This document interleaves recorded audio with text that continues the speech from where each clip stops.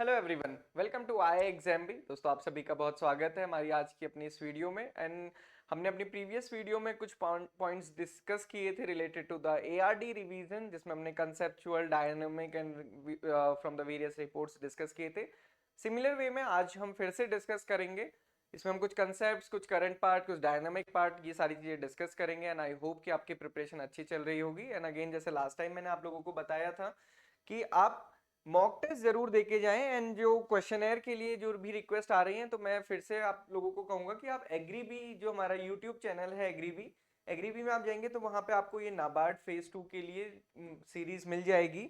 आप प्लेलिस्ट में जाके देख सकते हैं। बैंक ऑफ महाराष्ट्र वाली प्लेलिस्ट है, उसमें 10 सीरीज है जिसमें ये हमने क्वेश्चंस डिस्कस किए हैं। एक वीडियो में 50 क्वेश्चंस डिस्कस भी किए गए हैं, तो आप वो देख सकते हैं। This will be helpful for your examination. And mock test जरूर देके जाएं। मैंने जैसे आपको पहले भी कहा था, उससे आपको पता चलेगा कि आपको क्वेश्चंस को कैसे हैंडल करना है एग्जाम में। मॉक टेस्ट आप बेसिकली जरूर देके जाएं, उससे आपको पता चलता है कि आप कैसे करेंगे। कहीं पता चला कि आप फ्रेश वहां पे गए एंड कुछ माइनर मिस्टेक से, टाइम मैनेजमेंट से आपकी गलती हुई, तो वो आपको फिर बाद में बुरा लगेगा। तो जैसे हम कुछ स्कीम्स वहां पे डिस्कस कर रहे थे, और ये स्कीम्स हमने पहले भी डिस्कस की गई हैं। और जैसा मैंने आपको बताया था कि ऐसा कोई डिफरेंस नहीं होता है वहां के क्वेश्चंस में कि फेज 1 में ये पूछा गया था, फेज 2 में ऐसा नहीं पूछा जा सकता। ऐसा कोई क्राइटेरिया नहीं है बेसिकली। तो आप अच्छे से अपना प्रिपेयर करके जाएं। तो प्रधानमंत्री Matsya Sampada Yojana is important scheme, agriculture infrastructure fund is important scheme in the soil health card.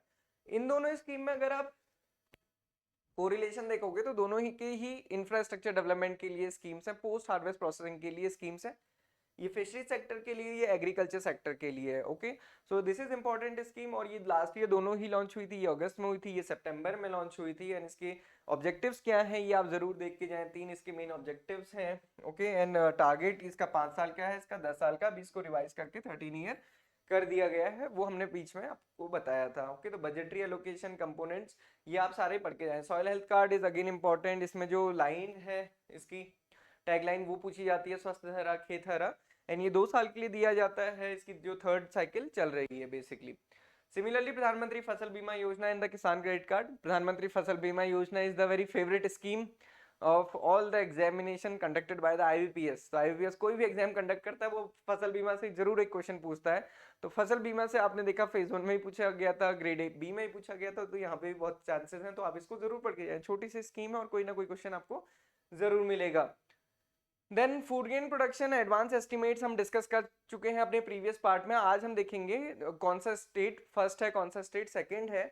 ये डेटा बहुत ज्यादा वोलेटाइल होता है, चेंज होता रहता है। कहीं ना कहीं से आपको कुछ और दिखेगा अगर आप गूगल में सर्च करेंगे। तो जो ये डेटा लिया गया है, ये लिया गया है एग्री स्टैट्स 2020 से, जो कि directorate of economics and stat जो एग्रीकल्चर डेटा रिलीज करता है, वहां पे जो लेटेस्ट डेटा है हमारे पास वहीं से हमको मिलता है, वहां से ये लिया गया है। तो आप देखो कि राइस में जो लीडिंग स्टेट है that is West Bengal, wheat में यूपी, मेज में कर्नाटका, टोटल न्यूट्री सीरियल्स में राजस्थान, पल्सेस में भी again last year it was Rajasthan.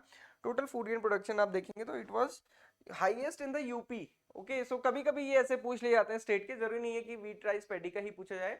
जैसे आपने देखा कि पिछले साल पूछा गया था सनफ्लावर का, तो इस टाइप से पूछे जा सकते हैं। ये आप जरूर पढ़ के जाए। देन एग्री सेंसस, तो पिछली बार भी हमने डिस्कस किया था एग्री सेंसस। तो एग्री सेंसस इज इंपॉर्टेंट क्योंकि एग्री सेंसस आपको मे बी डिस्क्रिप्टिव पार्ट में भी हेल्प करे, क्योंकि ओवरऑल सिनेरियो बताता है इंडियन एग्रीकल्चर का। तो इंडिया में जो क्लासिफिकेशन है फार्मर्स का on the basis of their land, ये 5 क्लासेस में इसको क्लासिफाई किया जाता है। And this is very important, इससे क्वेश्चंस पूछे जाते हैं। आपने फेज 1 में भी देखा, वही हमने चीजें यहाँ पे ली हुई हैं। तो कैटेगरी पहली जो मार्जिनल है, यहाँ पे 0 to 1 हेक्टेयर जिस भी फार्मर के पास लैंड होती है वो मार्जिनल होता है। Then 1 to 2 small, then semi medium 2 to 4, medium 4 to 10 and large 10 to 20। And ये क्वेश्चन भी तीनों ही एग्जाम, ग्रेड ए के दोनों शिफ्ट में और नाबार्ड ग्रेड बी के एग्जाम में पूछा गया था।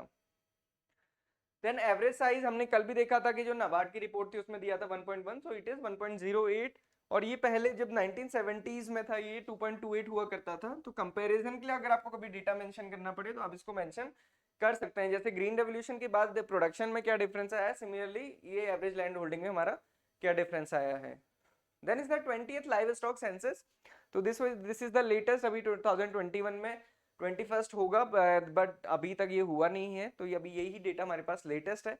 यहाँ पे जो इंपॉर्टेंट है वो है कि total livestock population is 535.78 million, increase of 4.6%। और जो टोटल बोवाइन पॉपुलेशन है जिसमें कि कैटल, बफेलो, मिथुन एंड याक को हम रिपोर्ट करते हैं वो है 302.79। ओके, ये इसमें पोल्ट्री की पॉपुलेशन नहीं रहती है, अदरवाइज वो बहुत ज़्यादा बड़ा हो जाएगा। तो ये लाइव स्टॉक सेंसस की मेजर आउटकम्स थी। टोटल लाइव स्टॉक पॉपुलेशन देख सकते हैं, बोवाइन की हमने डिस्कस कर लिया, cattle in countries 192 showing an increase of this, buffalo 109। तो आप देख सकते हैं कैटल एंड बफेलो की पॉपुलेशन भी यहाँ पे डिफरेंट मेंशन की है। Sheep, goat, pigs and then poultry, poultry का ये है बट ये उसमें काउंट नहीं किया जाता है। Then is the SDGs, sustainable development goals, these are important, आपको डिस्क्रिप्टिव में भी कहीं ना कहीं रेफरेंस देने में हेल्प करेंगे इलस्ट्रेशंस में, और मे बी डायरेक्टली आपसे पूछे जा सकते हैं। तो यहाँ पे हम डिस्कस करेंगे एग्रीकल्चर और रूरल डेवलपमेंट के बिहाफ में सबसे ज्यादा इंपॉर्टेंट कौन था। सबसे पहले आता है जो no poverty, okay, agriculture and rural development. तो रूरल डेवलपमेंट की बात करें तो no poverty, then zero hunger, okay, तो ये दोनों हमारे लिए बहुत ज्यादा इंपॉर्टेंट है। Then clean water and sanitation, rural development की बात होती है तो क्लीन वाटर की। Then climate action and life below water and life on land, okay, so these 5 are important for the agriculture and the rural development. Although और का भी कुछ ना कुछ डायरेक्ट इनडायरेक्ट कोरिलेशन होता ही है क्योंकि agriculture is the primary sector, but ये 5 इंपॉर्टेंट है, आप इनको डिस्क्रिप्टिव में मेंशन कर सकते हैं for your relative importance, okay. Then ISFR report, Indian state forest report 2019, this was the latest. तो इसमें जो इंपॉर्टेंट पार्ट है जिसको आपको देखना है, एक तो टोटल फॉरेस्ट कवर कितना और total forest and tree cover. Tree cover और फॉरेस्ट कवर में केवल डिफरेंस होता है, ट्री कवर हम तब बोलते हैं जब लेस देन 1 हेक्टेयर एरिया में कोई ट्री कवर है, अगर उससे ऊपर होता है तो फिर वो फॉरेस्ट कवर में काउंट होता है। तो जो total forest and tree cover है इंडिया का वो 24.56% है टोटल ज्योग्राफिकल एरिया के। सिमिलरली फॉरेस्ट कवर जो है वो 21.67, ये आप देख सकते हैं।